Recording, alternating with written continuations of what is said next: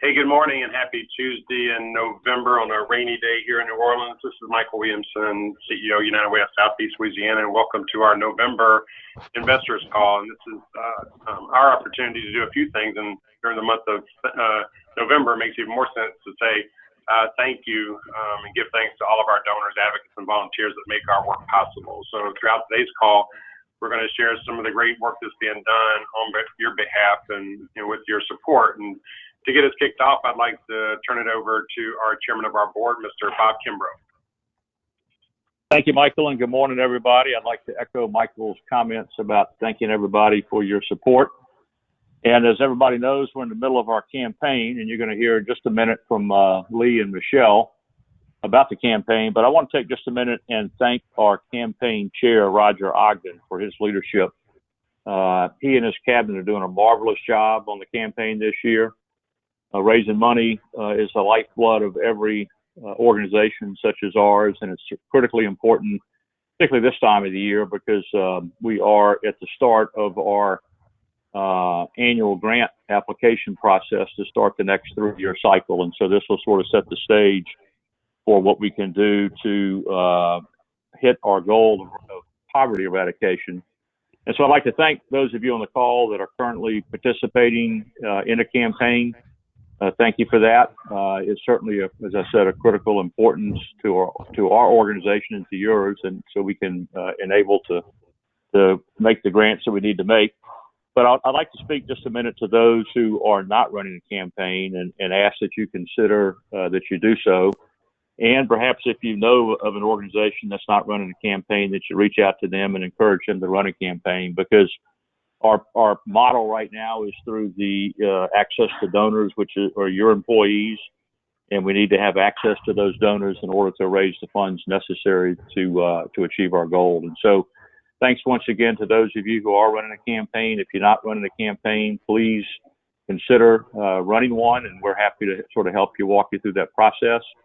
And then lastly, if you know of an organization that's not running a campaign, I encourage you to speak to them about perhaps running a campaign. Because once again, this is the time of year that fundraising is important to us and to everybody that's impacted by poverty or in the ALICE threshold. So thanks once again for your support, and I'm going to kick it back over to Michael to give you an update on our SNAP ENT initiative. Thanks, Bob, and as always, want to thank you for your leadership and echo your sentiments about Roger Ogden, our current campaign chairman. We're excited about the efforts we're undertaking right now, and hope that more folks will join our fight in poverty. I want to share with you, and you'll hear a minute from Jameen Dahmer, our Senior Vice President, Long-Term Recovery and Special Projects, more detail about the project. But we're excited to begin working with our friends at the Department of Children and Family Services around a program called SNAP ENT. And in short, SNAP Employment and Training is a federal reimbursement program that allows us to leverage resources to support employment and training services to individuals that are currently on SNAP benefits. And this is totally in line with our blueprint for prosperity and our goal of creating more access to economic opportunity, which will help lift families out of poverty. And so to give you a little more detailed information about this exciting new partnership we're engaging in with our friends of the state, I'll turn it over to Jameen Dahmer. Hi, thanks, Michael, so much. And I want to say, as we begin this conversation, just a huge thank you to our CEO, Michael Williamson, and both Charmaine Cassiope. They've worked diligently over the past year to create an opportunity where Southeast Louisiana's United Way can partner in a SNAP ENT program with the Department of Children and Family Services. DCFS plays the key role in the state of Louisiana to bring the SNAP ENT program to as many participants, agencies, and organizations across the state as they can. And as Michael said, SNAP ENT, SNAP Employment and Training, it's a skills and job training program. It's really a key resource where the state and their partners help to use SNAP participants where they can gain education, training, and resources that help them obtain better jobs and help them transition to economic self-sufficiency.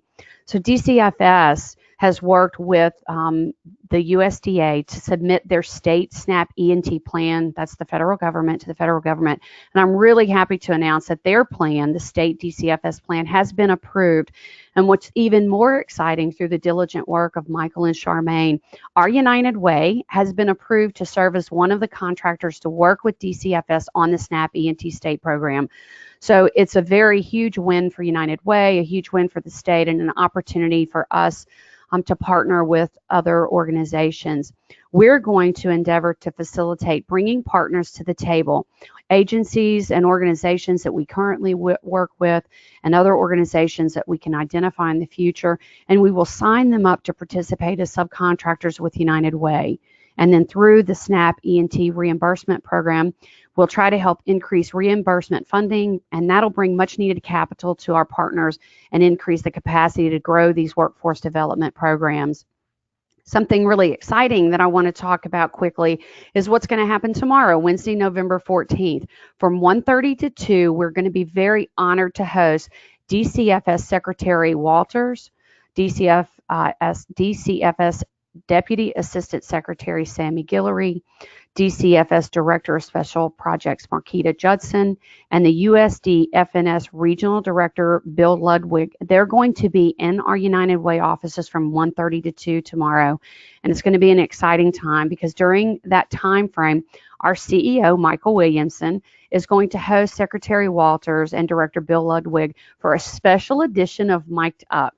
So we want you to please join us because they will be able to talk to you firsthand about what SNAP E&T is, how the federal government, the state government, and now the United Way of Southeast Louisiana are coming together to partner to create opportunities to bring increased funding back to Louisiana and our agencies to help bring increased workforce development. Following that, we're actually going to have a signing of the contract between DCFS and UWSELA. So we're going to have a great contract, a photo op where everyone can celebrate the good work that has taken so long to get off the ground. You can listen to us on Facebook Live, look at our tweeting, look at Facebook posts. And then it's going to be really great because our fantastic marketing team, led by Kirby Nagel and Missy Romagosa, are going to be launching a landing page for United Way SELA, and then DCFS will launch their landing page for the SNAP E&T program as well. And both are going to be co-branded. Immediately following that, we're going to have a great event where the USDA and DCFS are holding a meeting to educate potential partners about the SNAP E&T training program. We're going to provide information on how you operate the program, how you can get signed up, the benefits of the program, and how it helps clients gain the skills necessary that will secure a good job that leads to a more self-sufficient life. So I hope everyone will congratulate DCFS and United Way in bringing this fantastic program to our agencies across our region.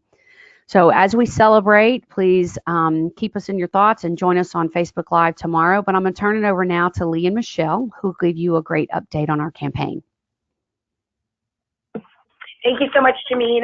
I'm excited to report about the campaign because while Jameen and Michael and Charmaine and Mary and her entire community impact team are working so hard to bring in special dollars through these amazing programs, our resource development team is primarily focused on the collection of unrestricted dollars towards the campaign to make sure that we're funding programmatic grant investments, collaborative grant investments, the operations of our organization to do all of this work and leverage those resources that we collect, as well as other opportunities to make some more significant investments in internal work.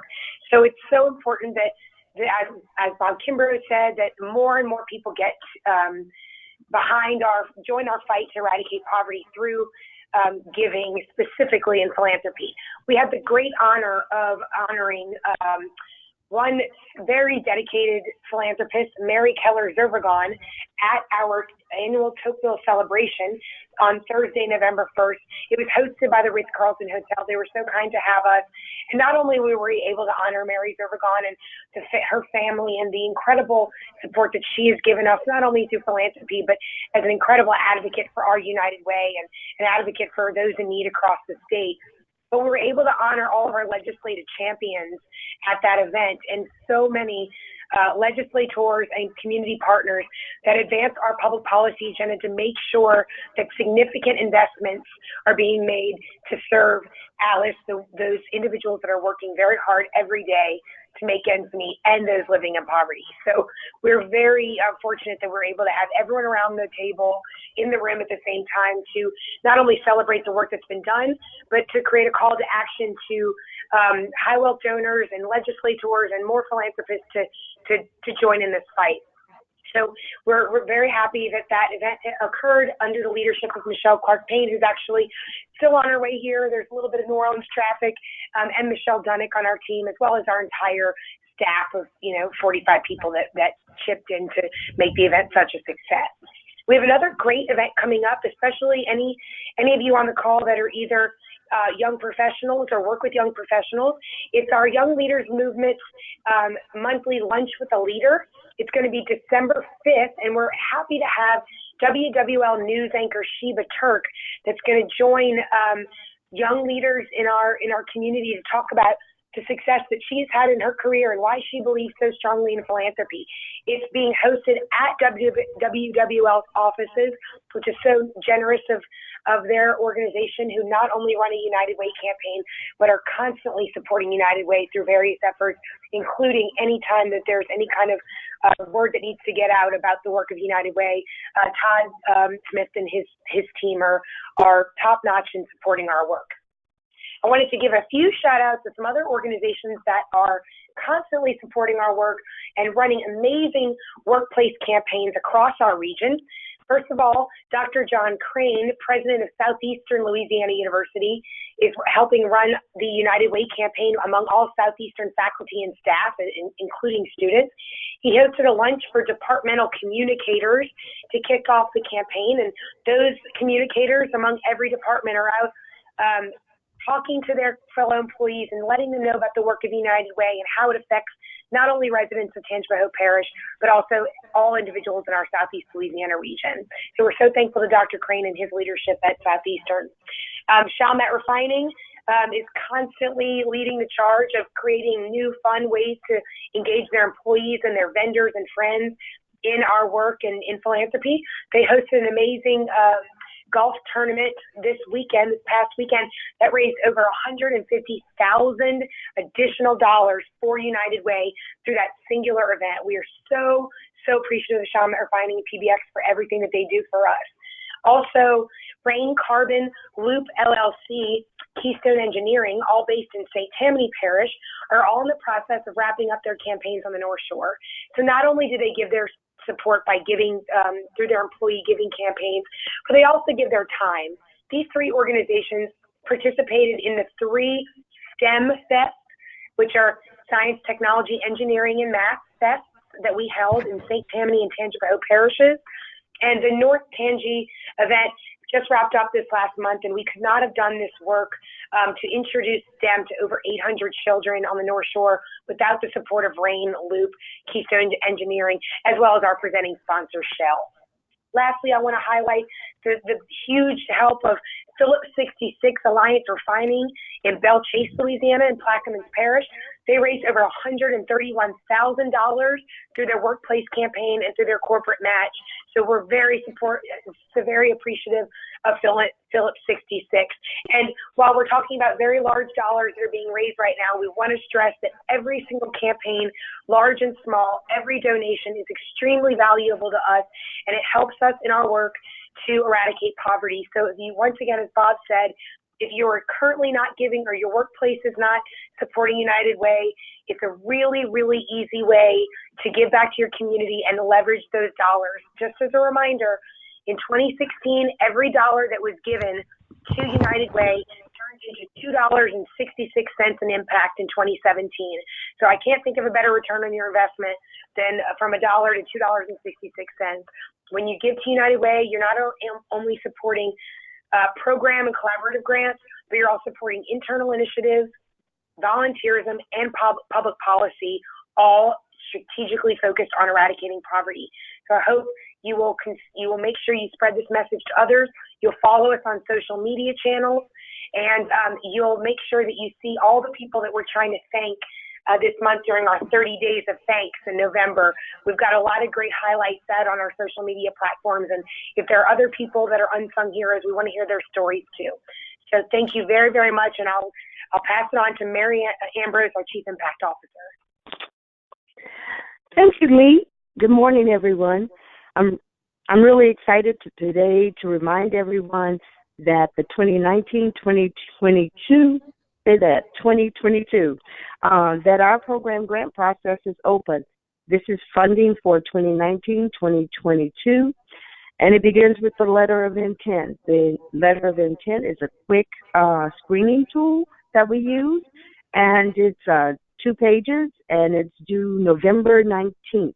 So time is running. So if you know any nonprofit that's interested in applying for funding, please have them contact us or go to our website at www.unitedwaysela.org.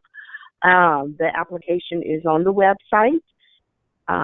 We do not accept applications from agencies organized for primarily religious, educational, fraternal, governmental, political, cultural, animal welfare purposes, or to redirect funds. They are not eligible. It's only for health and human service organizations. So please go on. That time, again, is November 19th. All LOIs are due, and you need to get it in. If not, then you have to wait 3 more years before we open this program grant process. Collaboration grants are not due. We will not open that process until 2019, in the fall of 2019. Also today, I wanted to just share a few accomplishments about the Louisiana Prisoner Reentry Initiative. As you know, this is one of our collaboratives we've been supporting, and the goal of the LAPRI is to decrease the recidivism rate by 50% for mid to high risk individuals returning home. The LAPRI was in a planning stage. Now it's building its infrastructure and really focused on bringing grants in and building the capacity so they could do the work and deliver on services. So we're really excited to report that we did receive a grant for Jefferson Parish, where we service the intermediary, for $250,000 from the Department of Corrections for their community incentive grant. We will be sitting down with the Department of Corrections very soon to begin negotiation of a contract to provide those services with our steering committee in Jefferson Parish. All parishes also receive $20,000 for a community coordinator to help coordinate the work in all the players that are in Jefferson Parish. So we're really excited about this. Also, excited to say that our Ready for Work initiative, which is a component of our LAPRI work, we just solidified our partnership with the New Orleans Business Alliance using their workforce development system of networks. So there are 5 opportunity centers to do the employment readiness and training. So focus is on training, but also engaging employers to hire returning citizens.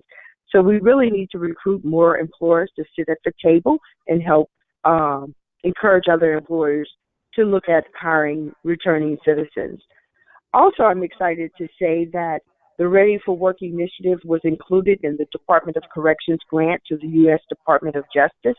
The planning grant of $169,000 focuses on Louisiana adult reentry and employment, and partners include the Department of Corrections and the Louisiana Workforce Commission as the lead and working across all of the governmental agencies. I'm excited to say that the Ready for Work initiative was the only non-governmental organization identified. So really excited. The work is moving with the Louisiana Prisoner Reentry, but we have a whole lot more to go. I'm really, really excited to report that I presented on United Way's Blueprint for Prosperity at the Collective Impact Forum in Tennessee last month. This is bringing funders from all over the world actually to the table to learn from one another and learning more about collective impact. So on October 30th, I was just really honored to be able to talk about our blueprint. How did we do the community conversations, and how did we close that feedback loop with our volunteers, with our community members that actually participated in our community conversation. And so it's a learning collaborative, and we're all learning from one another. And there were about 5 United Ways that also attended, but there were library associations and different types of organizations, funders that were there at the table. And so we were able to share ours, and people were really interested in how we developed our blueprint. We got a lot of compliments and interest in the blueprint and also in our equity work. So I'm excited to say that we are at the table. We're with other funders, sharing our work and learning from them, and they're learning from us. So that concludes my report, and Michael, I'll turn it over to you. Thank you, Mary, Lee, Jameen, and Bob. I think it's a great call and a great example of all the amazing work that's being done in our community. Just want to quickly offer a couple of thoughts as we end the call, maybe a little bit early today. One is you heard not only reference to the great work that's being done on your behalf with your support, but also you heard about our need for increased support, which Lee referenced as unrestricted dollars. So there are a couple of things that folks that are on this call can do. This call is recorded, so we encourage you to share it with folks who may be interested in getting engaged in our work, and we can easily connect them with opportunities to either give, advocate, or volunteer, but also perhaps a personal challenge that each person that listens can accept, which is how do you get one more donor to support the work of United Way? You've clearly demonstrated your support. And we have, anywhere from 15 to 20,000 donors annually. So imagine if every donor requested of a colleague or a friend who maybe currently isn't engaged and asked them to get engaged, that we could dramatically increase the amount of resources we have and greatly expand the work that we're doing. So a couple of requests that I'd like to make of you. One is share this information with folks that you know that may not be presently engaged, and ask somebody to join our fight. Because if we all unite together and fight together, then ultimately we can win and eradicate poverty in Southeast Louisiana. And I'll leave you with this thought as we close the call. We only have one life to live, and to live better, we must live united. Thanks again for joining us.